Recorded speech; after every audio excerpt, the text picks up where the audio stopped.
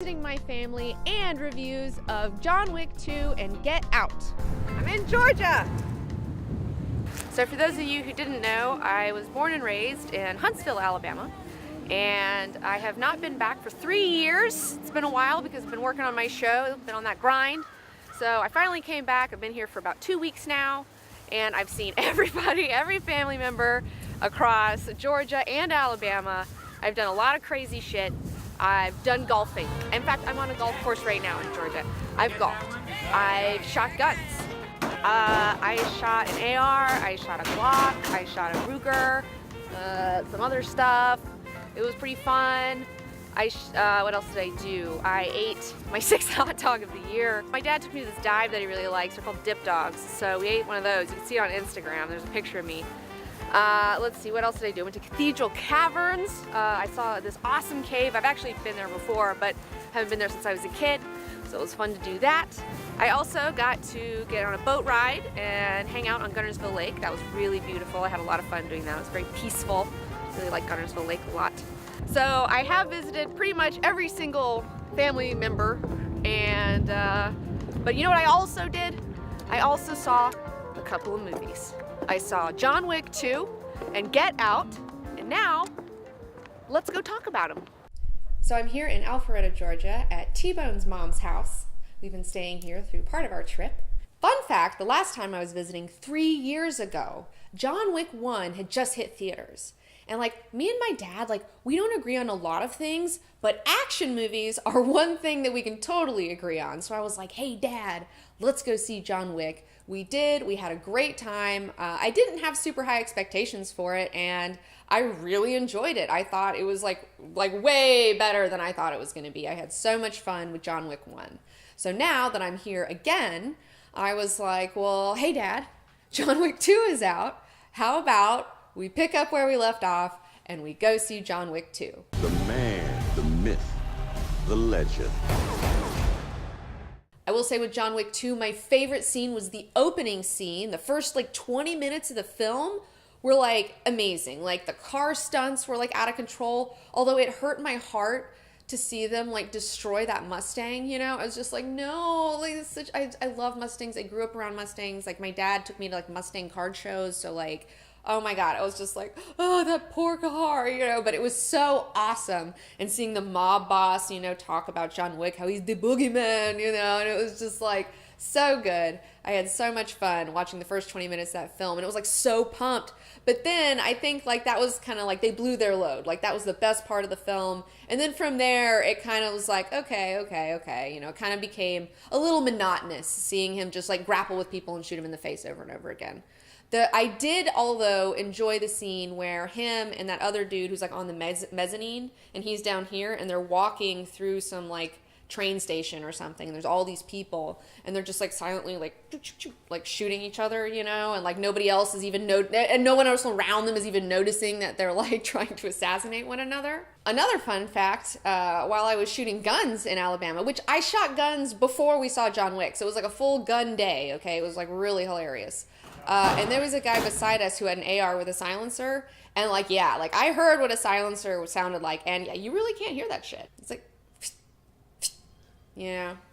So John Wick 2 was a lot of fun. There's some crazy, amazing stunts, but I think they jumped the shark a little bit, where like John Wick has now gone from like being a super crazy assassin dude to being like a Shinigami god of death, you know, where he's just fucking untouchable, which like makes it a little less fun for me, because it's like, well, if he's just a fucking crazy superhero that can't die, then like whatever, you know. Not that I was expecting like some crazy story, but I would have liked to see a little less stunts and a little more story, even though that's not really what you come to John Wick for. I do realize that John Wick is a stunt film. I mean, that's why you come to this movie. It is for stunts. And in fact, the director of this movie used to be a stunt coordinator. John Wick 1 was his first directorial debut. This is his second movie that he's come out with. And I was doing some digging, and I found out that not only has this guy been a stunt coordinator for some of the biggest films in Hollywood, but he also was the stunt double for Keanu Reeves as Neo in The Matrix, okay? And I'm sure those two motherfuckers hung out a lot, okay? Having to do all of that work to get ready for that insane, like, stunt movie. They became, like, total friends. And now I can see why, like, Keanu Reeves is totally in this, because he's like, yeah, bro, I'll totally be in your film. I know you're a cool dude. Because, man, I want to hang out with Keanu Reeves, okay? Like, that guy seems so friggin' genuine and awesome in every interview I've ever seen him in. Like, he's so awesome. And fun fact, we're still doing the Matrix review. We're just, like, getting on our feet right now. So, like, it's coming, but that's something I really have to meditate upon a little bit more. So, like, I totally recommend seeing John Wick 1. That movie is, like, so much fun. It sets up this really cool world.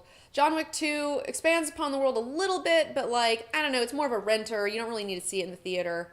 And John Wick 2 is absolutely setting up for John Wick 3, which I can't even imagine, like, what they're going to throw at him in John Wick 3. Like, I'm already laughing at how fucking ridiculous it's going to be. So I'll watch it, but, like, probably try to, I don't know, watch on Redbox or something like that. But I wish Chad Stahelski all the success in the world. I think he's slated to be directing the Highlander movie, I heard, so, and a couple of other things. So I'm interested to see where his career goes. I think that if he gets with he just needs to get with, like, a really good script, you know, and, like, he's got the stunt stuff. He's just got to work on, like, his storytelling stuff. But he's, like, a director to watch for sure. Even though John Wick 2 may have not had the story I was looking for, I'll tell you what did was the movie Get Out. Got that. What? Do they know I'm black? Should they? You might wanna, you know. Mom and Dad, my black boyfriend will be coming up this weekend. I just don't want you to be shocked that he's a black man. I ain't never seen you like this before, bruh. Meeting families and taking road trips. Don't come back all bougie, man. Okay, this movie has, like, an amazing script, an amazing story. It was just, like, I didn't know a lot about it going in. I was just kind of going in cold. I had seen a little bit of a trailer, but I wanted to just kind of go in cold as usual. And I was not disappointed, okay? This movie, like, you have to go see this movie. It is one of the best horror movies I've seen in so long. I mean, it's like horror movies today are just fucking garbage, okay? They're making, like, Annabelle 3 or some shit right now. So the premise of this movie is kind of like a twist on Guess Who's Coming to Dinner, like, and Meet the Parents, you know, where it's like the horror of having to go meet your girlfriend's parents. But on top of that, she's white, you're black, and she hasn't told her parents that you're black. So, like, that's extra fucking stressful, okay? Because, like, you have no idea how these people are going to react to you. And, like, this film just really exemplifies, like, what it's like being a fish out of water when you're a black man and you're just, like, surrounded by all these, like, crazy suburban white people, and, like, how creepy and crazy white people are, you know, because it's so funny. You see on the news, you know, like, you know, and you see in all these movies and all these shows, like, all these white people in black neighborhoods and black robbers, you know, oh, you know, but it's like you never see it from the opposite perspective, which is like, black people are just as scared of white people. Okay, white people got problems. And this movie plays upon that to a fucking T, okay? It's just, like, so well done. It's so amazing. I mean, even the first scene, you have this guy and he's, like, in this suburban neighborhood. He's a black guy walking down the street and it's dark and he's just like, shit, man, this fucking place is labyrinthine, you know? Like, I don't even know what the fuck's going on, man. He's, like, kind of feels, like, weird, you know? And, like, and he has every reason to, you know? And, like, things don't turn out well. I'm good, actually. You ready for this? I'm back in the beat. So look, I go do my research. Apparently, a whole bunch of brothers been missing in this suburb. But it's cool. Bro, how you not scared of this, man? This movie is about something. It's infused with a real horror, you know, like, real horror plays upon real fears, and that's what this movie does. And the reason movies like Bye Bye Man don't work is because it's been covered. It's been done. We've done it a million times, okay? Who cares? And you know what? Candyman did it better, okay? It's been done better a million times, too. But this makes actual progress in art. It makes actual progress in the horror genre. It's talking about things that are real, and I love it. There's an amazing cast of characters. I really enjoyed, like, all the actors and actresses involved in this. The girlfriend is like, God, that actress just like nailed it. I love seeing Catherine Keener. She's like, I just love her in general, so I was super excited to see her. Like, in the beginning, the boyfriend and the girlfriend, they're talking about going on this trip to meet her family, and like, it's so realistic, like, it's so well acted between the two of them. You really connect with them as characters immediately. It's totally believable. And I was all in. I mean, the whole movie, I found myself, like, I would be, like, tense, and I'd have to, like, tell myself to, like, relax, you know, because it was just, like, the tension is so thick in that movie, and you're just like, what is going on, you know, and it just gets crazier and crazier.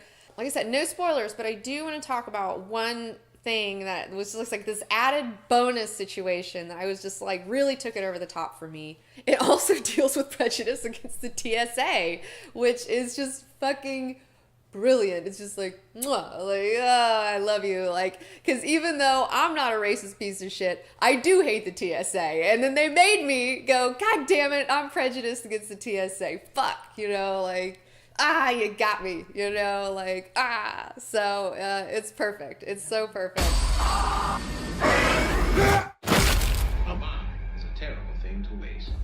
So since I saw John Wick 2 with my dad, I saw Get Out with T-Bone's mom, Linda. We had so much fun. What did you think of the movie? The story was just so interesting and bizarre, and it kept you on your heels all the time, trying to think, you know, what's going on with these weird people. Now, the comedy's not one of those where you just ha out loud, but the horror part of it, I don't know if you know this, but I like to go to the movies, and if it's scary, I go, eek!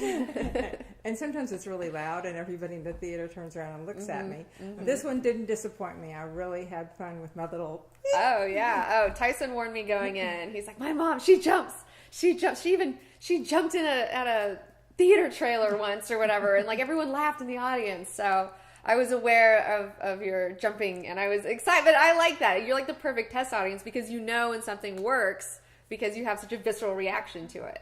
Now, as someone who lives in a very affluent suburban neighborhood, does it make you look a little different at your neighbors now? You know, you're like looking around like, Yeah, I'd say half of them are pretty much like those people in the movie, kind of spaced out for some reason. Yeah, zombie looking, crazy white people, man. There's a lot of them. It was fun. Yeah, we had a total blast. If there's too many white people, I get nervous.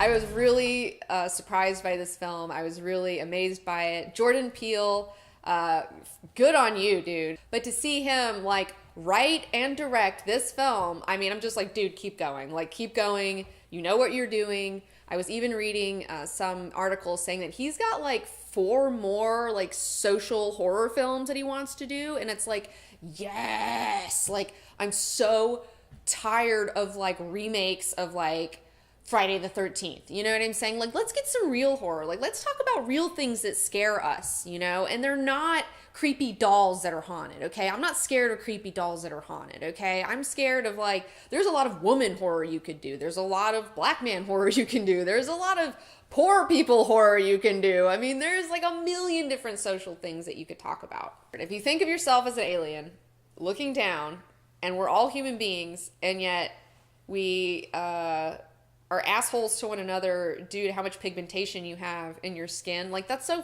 fucking stupid. Like, it's just like, just so fucking stupid. So I like to think about that a lot, about how aliens would look at us and be like, what are you guys doing? You guys are just like, that's why they haven't come down to hang out with us yet, I'm pretty sure. It's because we're so fucking stupid. We can't even deal with like different pigmentation, let alone, you know, an alien with a giant head and eyeballs. Like, really wouldn't like that shit, I guess. We're just assholes. Humans are just assholes. I don't know what our problem is. One thing about Alabama that most people don't know is that it is a fucking gorgeous state, okay? There's forests, there's lakes, there's rivers, there's streams, and like tons of caves, okay? It's like insane. Cathedral Caverns boasts that it has the largest cave entrance that has, like, of all the caves that have reported for duty and said, oh, this is our cave entrance, this is the biggest one. There might be a bigger one somewhere else. But they also have the largest stalagmite named Goliath. That was a lot of fun. I've been there before, I don't know, for a few years. every year my mom would take us to a new cave, so I've seen like a lot of caves in Alabama. Been in DeSoto Caverns, been to like Ruby Falls, I've seen Rock City. So yeah, come see our awesome caves. It's actually really grounding. I felt a lot better after getting out of the cave because I've had a really hard 5 months. So being in the earth that deep is very grounding. And also my favorite part of the cave experience is when they take you all the way deep as they'll take you into the cave, and then they turn off all the lights and it's total darkness. I mean, you can't see shit, and it was awesome. And I asked them if they said, well, if there are any questions, and I was like, can we do the dark again? And then they were like, no. And everyone was like, why would you want to do that? But I was like, I just thought it was awesome. You never get to experience darkness like that. So that's it for my Alabama, Georgia review. Also, Get Out John Wick 2 review, and soon I will be reviewing Logan and a documentary about cats called Ketty. And also, Greater Creators, thank you everyone who's been watching the show. Thank you guys for all of your compliments on it. I'm so glad you guys are enjoying it. You can watch one full episode on Frank Frazetta on our YouTube channel, but if you want to see the rest of the show, you have to go to go90.com or sign up for the app. Get it on your phone. Currently, we're talking about Gene Roddenberry. That's our most recent episode. And if you do not know who Gene Roddenberry is, he is the man behind Star Trek. He is the reason Star Trek exists. And he has influenced the world in so many ways, not only philosophically, but also technologically. So be sure to check that out as well. And don't forget to like my video, subscribe to my channel. I know there's some weird YouTube bug happening. I don't know what the whole deal is. I just check and make sure